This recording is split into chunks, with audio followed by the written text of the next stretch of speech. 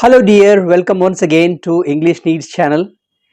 Now you are going to listen to the beautiful story, The Gift of the Magi. It's a very good story. The plot is very good. The characters are very nice, and the message it gives is also very nice. The two main motifs of this story are sacrifice and love. Okay, now listen to the story and enjoy first. The main two characters are Jim, that is James Dillingham Young, and his wife Della. These two were better placed a few days ago because their salary was $30 per week.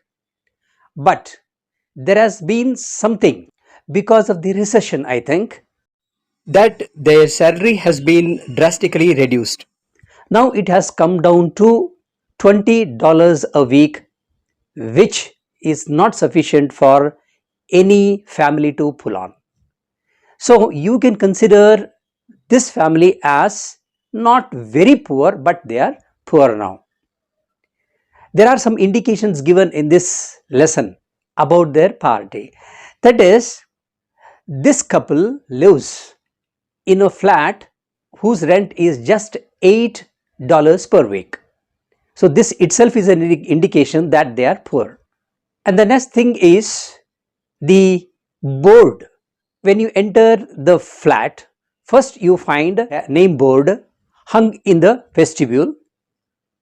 The name written is James Dillingham Young, the owner's name.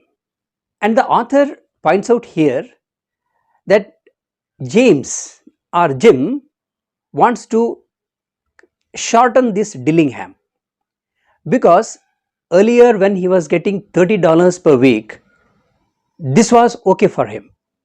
But now this name Dillingham suggests that he is a rich man, because certain family names are associated with aristocracy.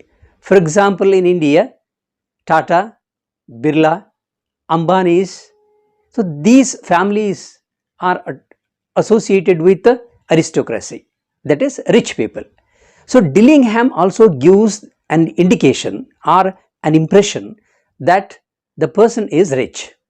Now as he is getting only $20 per week, Jim is thinking that this is some type of a show off and he doesn't want that Dillingham there.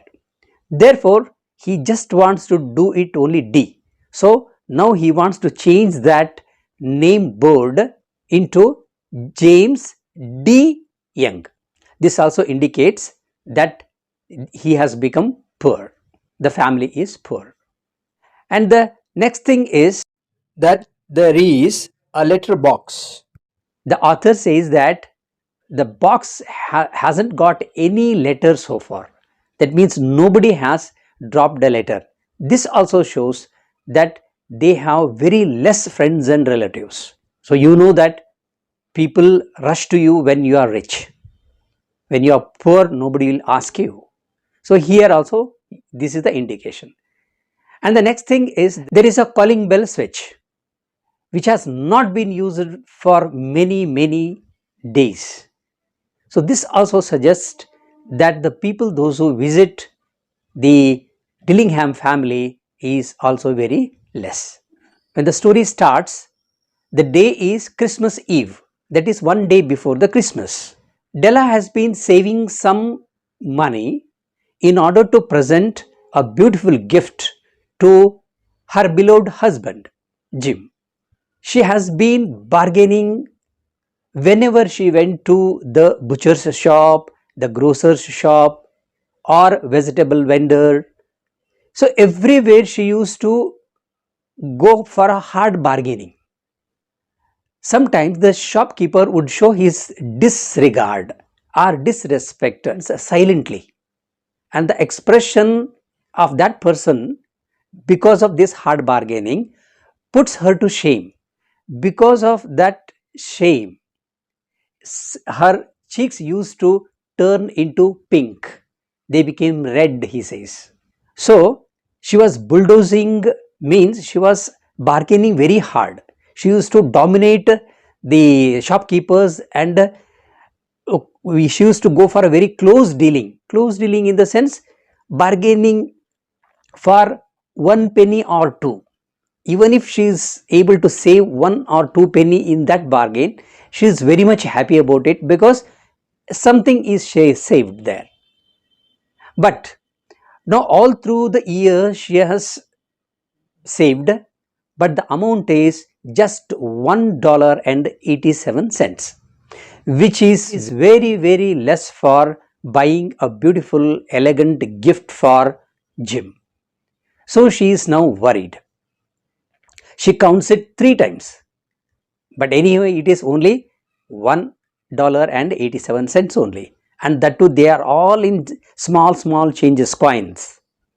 And she becomes very sad about it. She lies down on the couch and becomes emotional. She weeps, and after some times she gets up, and then she washes her face and puts the powder so that she looks normal.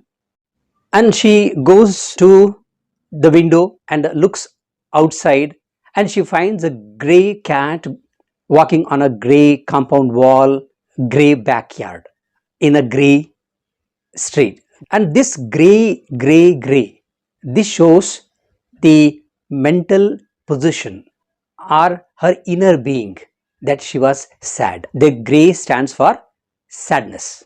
And then she stands in front of the mirror, and that mirror also, it is very slender, in the sense long but very narrow. It's not of a good quality. It has longitudinal stripes in that. If a fat person stands before the mirror, he won't be able to see the complete reflection of his body. Only lean and thin people can see, because it is very slender. And as Della is very slim, she manages to see her reflection in the mirror. And suddenly some idea flashes in her mind, and she takes out her clip and she makes the hair fall down, and it is up to the knee.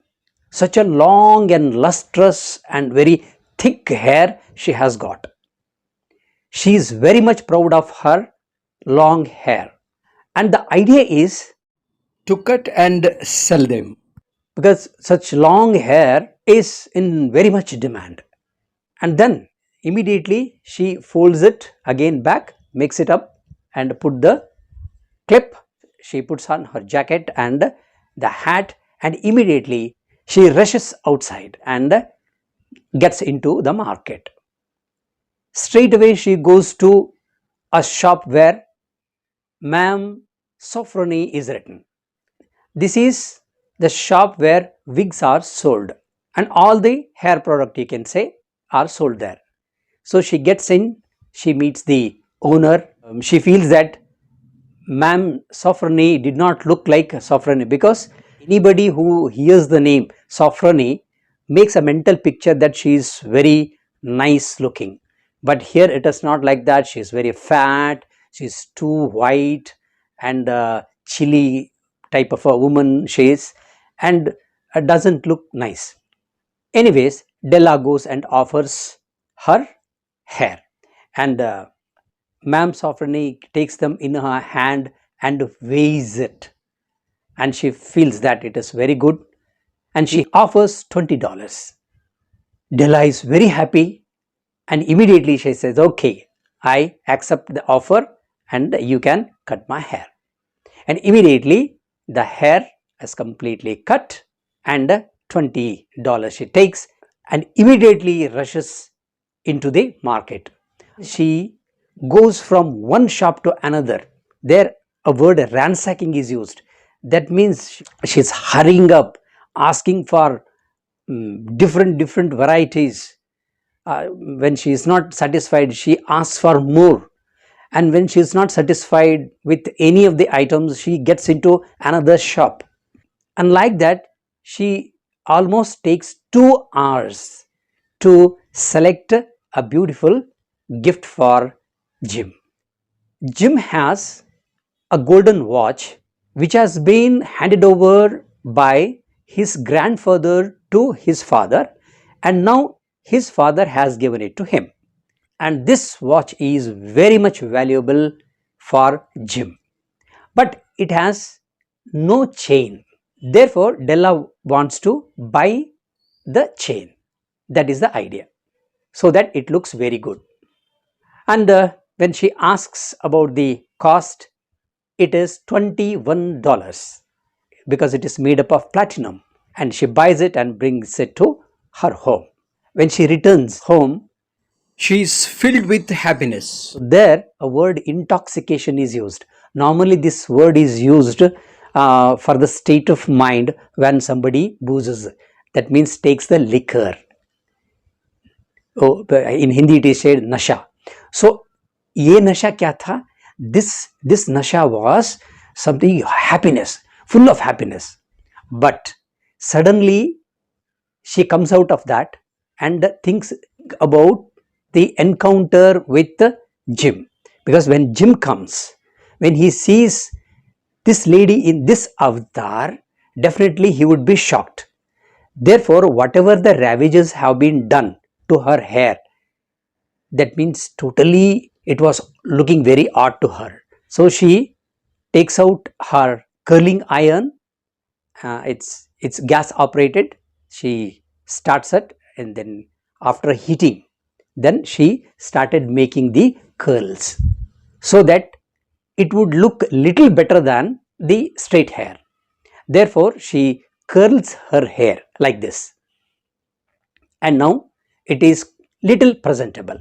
But still there is a hesitation, there is a fear. Even she goes to the extent of thinking that he might divorce her because of this. But after curling, now she is satisfied. Anyway, she has to encounter him, she has to face him, and she takes fob chain and keeps it in her hand in order to show Jim. And she is eagerly waiting for Jim. So she stands. When Jim enters, he is just shocked. He stands as though he is in trance or mesmerized. No expression. And this was not expected by Della. Della thought that he would be angry, he would scold her, he would rather be very harsh towards her. But now nothing of that sort. And she says, Jim, today is Christmas Eve. Please don't hate me. And she also consoles that her hair grow very fast. Within few months, she would get her hair again back. Long hair she is going to get. But Jim is not shocked because of her looks. He has bought set of combs for her hair, which is missing. In earlier one occasion, when they went to the market, Della had seen combs made up of pure tortoise shell. But as it was very costly for her, she had dropped the idea of buying those combs. And this was known to Jim. And that's the reason Jim has brought this set of combs so that she would be very happy to use. And now she has no hair and they are of no use now. And Jim takes out the packet from his overcoat and just places it on the table. And Della tears the string and the paper and opens it. She sees the set of combs made up of pure tortoise shell. And this was her dream. She becomes ecstatic. That is, she becomes very, very happy to see those combs because she longed for it. And now they are there in her hand. She is quite happy. But immediately there is a sudden change in her mood, as the women normally do. Immediately she starts weeping hysterically as though she has become mad. She is weeping so loudly. Now Jim had to use all his consoling power to console her.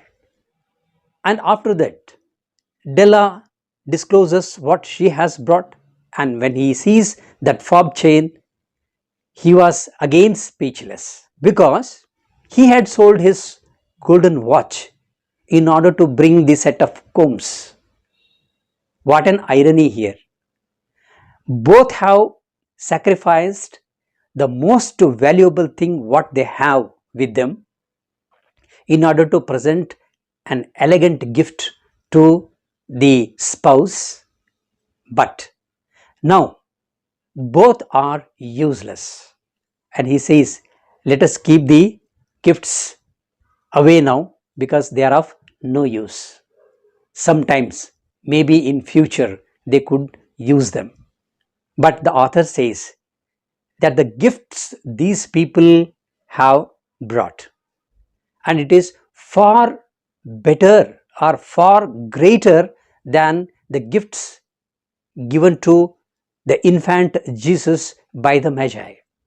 Though they were very much valuable, but an element of sacrifice was missing there.